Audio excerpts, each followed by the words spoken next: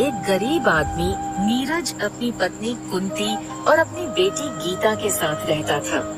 वह बहुत ही गरीब आदमी था, लेकिन उसमें साहस और ईमानदारी कूट कूट कर भरी हुई थी। अरे जी, आप तो जानते ही हो ना कि अब हमारे घर में राशन की बेहद कमी हो रही है। अगर आपने अभी से कुछ इंतजाम नहीं किया तो आगे चलकर हमें बहुत परेशानी झेलनी पड़ेगी, क्योंकि अभी से राशन खत्म हो रहा है। 1-2 महीने में क्या होगा हमारा? अरे कुंती, देखो जब तुम बता ही रही हो तो इसमें झूठ बोलने की क्या बात है। अरे साफ साफ कहो ना कि अब इसी हफ्ते से हमें राशन की बहुत कमी होगी। अजी, अब मैं आपको क्या बताऊं? मुझे शर्म आती है बताने में, क्योंकि जब मैं आपको काम करते हुए देखती हूँ तो मेरे आंसू निकल आते हैं। और आप इतनी मेहनत करते हो, अगर मैं इसी तरह आप पर बोझ बनती रही तो आप तो बिल्कुल टूट ही जाओगे। अरे मैं कोसती हूँ अपने आप को कि मैं आपके बुरे समय में आपके लिए कुछ नहीं कर पा रही हूँ। देखो कुंती, तुम्हें शर्माने की कोई जरूरत नहीं है, क्योंकि हर व्यक्ति पर कभी न कभी तो बुरे समय की बरसात होती ही है। और अब हमारे भी बुरे समय चल रहे हैं, लेकिन तुम देखना, एक दिन हमारे भी अच्छे दिन आएंगे और हम भी खुश होंगे। अरे जी, आप कह तो बिल्कुल ठीक रहे हो। कोई बात नहीं, भगवान सब देख रहा है। अरे भगवान के घर में देर है, अंधेर नहीं। हाँ कुंती, और रही बात घर के राशन की, तो मैं अभी अपने मालिक के पास जाता हूँ और उनको इस बारे में बताता हूँ। देखता हूँ मालिक मेरी कोई मदद करते हैं या नहीं। नीरज को कोई रास्ता नहीं दिखाई देता है, तब वह अपने मालिक के पास जाने का फैसला करता है, क्योंकि उसका मालिक अलग स्वभाव का था। इसीलिए नीरज उससे ज्यादा उम्मीद नहीं रखता। नीरज अपने मालिक के घर की ओर निकल पड़ता है। मालिक, आप तो जानते ही हो ना कि मैं बहुत गरीब मजदूर हूँ और मैंने आपके सारे कामों में आपका हाथ दिया है। जहाँ तक कि आपकी फैक्ट्री बिल्कुल डाउन चल रही थी, उस समय भी मैंने कई अपने जैसे मजदूरों को काम मजदूरी दिलवाकर काम करवाया। और अब मुझे पैसों की बहुत जरूरत है मालिक, क्योंकि मेरे घर में राशन की बिल्कुल कमी हो चुकी है। पिछली बार मैंने अपने पड़ोसी से राशन लिया था, लेकिन अब उसने राशन देने से मना कर दिया।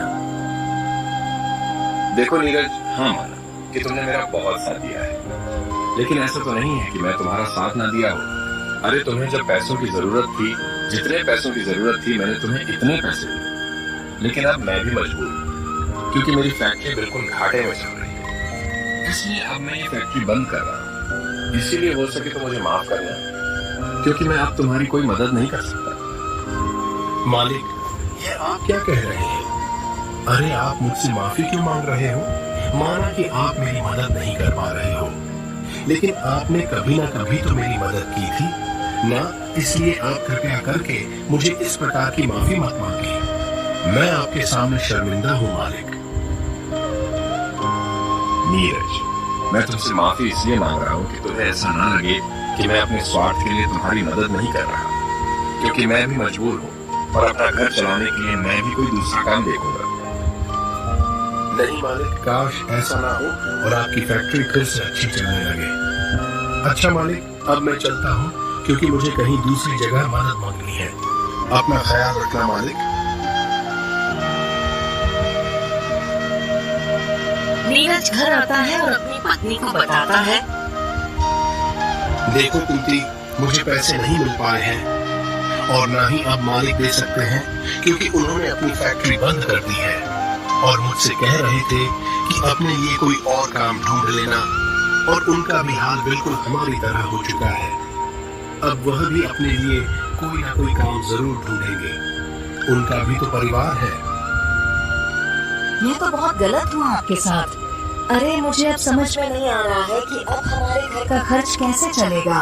पहले तो सिर्फ राशन की चिंता थी, लेकिन अब तो और भी चिंता हो चुकी है, क्योंकि अब तुम्हें कहीं और जगह काम ढूंढना होगा और पता नहीं वहाँ काम मिलेगा भी या नहीं।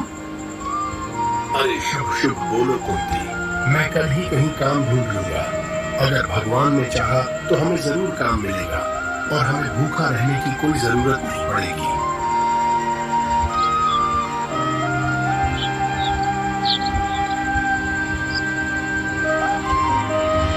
अगले दिन सुबह होते ही नीरज काम की तलाश में निकल जाता है। वो एक बड़े जमींदार के पास जाता है और उससे कहता है, नमस्ते जमींदार साहब। जमींदार साहब, मैं बहुत गरीब आदमी हूँ और आपके यहाँ कोई काम हो तो मुझे दे दो। मैं सभी काम करने के लिए तैयार हूँ। देखो, फिलहाल के लिए अभी मेरे पास कोई काम नहीं है, और अगर कोई काम होगा तो मैं तुम्हें जरूर बताऊंगा, क्योंकि अभी मेरे पास बहुत सारे मजदूर काम कर रहे हैं। तो जब कमी होगी तब तुम्हें बताऊंगा। जमींदार के मुंह से ऐसी बात सुनकर नीरज बहुत उदास हो जाता है। फिर नीरज इधर उधर काम की तलाश में घूमने लगता है, लेकिन उसे कहीं काम नहीं मिलता। फिर वह थक हार कर एक पेड़ के नीचे बैठ जाता। हे भगवान, तू इस गरीब की कैसी परीक्षा ले रहा है? अरे यह तो मुझे कहीं काम नहीं मिल रहा है, और दूसरा मैं अपनी पत्नी से वादा करके आया हूँ कि आज तो राशन का इंतजाम कर ही दूंगा, लेकिन कुछ नहीं हो पा रहा। भगवान मेरी मदद कर, नहीं तो हम भूखे मर जाएंगे। नीरज भाई पेड़ के नीचे बैठा होता है, तभी एक आदमी आता है और नीरज से कहता है, अरे भाई, इस बार सुनने में आया है कि अब बहुत बारिश होगी और बाढ़ आने का भी खतरा है। अरे भाई, ये तुम कैसी बातें कर रहे हो? भगवान चाहे तो ऐसा ना हो। अरे अगर ज्यादा बारिश हुई तो सभी किसानों की फसल खराब हो जाएगी और हम जैसे मजदूरों को कहीं भी काम नहीं मिलेगा। पता नहीं अगर बारिश हुई तो क्या होगा। भाई, अब मैं क्या बताऊं? मैंने जो अखबार में पढ़ा था और मैं वही आपको बता रहा हूं, और आगे का ईश्वर जाने। नीरज चुपचाप घर चला। कुंती, मैं क्या करूं? मैं सब जगह काम की तलाश की, लेकिन किसी ने मुझे काम नहीं दिया। अब हमारा क्या होगा? कुंती, मुझे तो कुछ समझ में नहीं आ रहा। अरे जी, पता नहीं भगवान हमारे साथ ऐसा क्यों कर रहा है, क्योंकि हमारे घर में राशन तो बिल्कुल खत्म था ही, लेकिन अब तो हमारी बेटी गीता की तबीयत बहुत ज्यादा खराब हो चुकी है और उसको देखकर ऐसा लग रहा है कि इस बुखार आया हुआ है। कुंती, अब मेरे पास कोई रास्ता नहीं बचा है और मेरे पास एक भी पैसा नहीं बचा है। आप बताओ, मैं क्या करूं? अपनी बच्ची की दवाई कहां से लाऊं? कुछ ही देर में गीता की तबीयत और भी ज्यादा खराब हो जाती है, जिसको देखकर दोनों पति पत्नी बहुत डर जाते हैं। और फिर कुंती नीरज से कहती है, अरे जी, देखो, हमारी बेटी की तबीयत और भी ज्यादा खराब हो रही है। हम लोग ऐसे हाथ पर हाथ धरे नहीं बैठ सकते। अरे अगर जल्दी से इसे इलाज नहीं मिला तो इसकी तबीयत में कुछ और हो सकता है। मैं जानता हूं कुंती, लेकिन मैं कर भी क्या सकता हूं? मेरे पास एक भी रुपया नहीं है। अच्छा कि अपने दोस्त रमेश के पास जाता हूँ, उससे कुछ मदद मांगता हूँ, देखता हूँ वह मेरी कुछ मदद करता भी है या नहीं। ठीक है जी, आपको जहाँ जाना है वहाँ जाओ, जिसके पास जाना जल्दी जाओ, क्योंकि हमारे पास वक्त बहुत कम बचा है। नीरज रमेश के घर को जाने के लिए निकल पड़ता है। अरे रमेश भाई, मेरी बेटी की तबीयत बहुत ज्यादा खराब है और उसके इलाज के लिए मेरे पास पैसे नहीं है, तो कृपया करके तुम मेरी कुछ मदद कर दो। खराब चल रहे हैं। अरे जितना घर में खर्च हो रहा है उतनी तो मेरी कमाई भी नहीं है, तो कृपया करके मुझे माफ कर देना। मैं तुम्हारी मदद नहीं कर पाऊंगा, और अगर मेरे पास पैसे होते तो भाई साहब मैं आपकी तुरंत मदद करता। मैं शर्मिंदा हूँ अपने इस वक्त पर कि तुम्हारे बुरे समय में मैं तुम्हारा साथ नहीं दे पा रहा हूँ। ये तुम कैसी बातें कर रहे हो रमेश भाई? क्या सच में तुम मेरी मदद नहीं कर सकते, या फिर मेरी बेटी की जिंदगी तुम्हारे पैसे से कम है? नहीं नीरज भाई, ऐसी बात नहीं है। तुम मेरी बात को समझने की कोशिश करो। भाई सच में मेरे पास तुम्हें देने के लिए पैसे नहीं है। अगर मेरे पास पैसे होते तो मैं तुम्हारी मदद जरूर करता। इधर दोनों पति पत्नी पूरी तरह से टूट चुके थे, क्योंकि उनको किसी ने पैसे नहीं दिए थे। सब लोगों ने कुछ न कुछ बहाना बनाकर नीरज को भगा दिया। अरे जी, हमारी बच्ची की तबीयत बहुत ज्यादा खराब हो रही है। अब क्या करेंगे हम लोग? अच्छा जी, आप आज फिर से अपने मालिक के पास जाकर देखो, शायद वह आपकी मदद कर दे। बेशक वह थोड़े पैसे ही दें, लेकिन आप लेकर जरूर आना।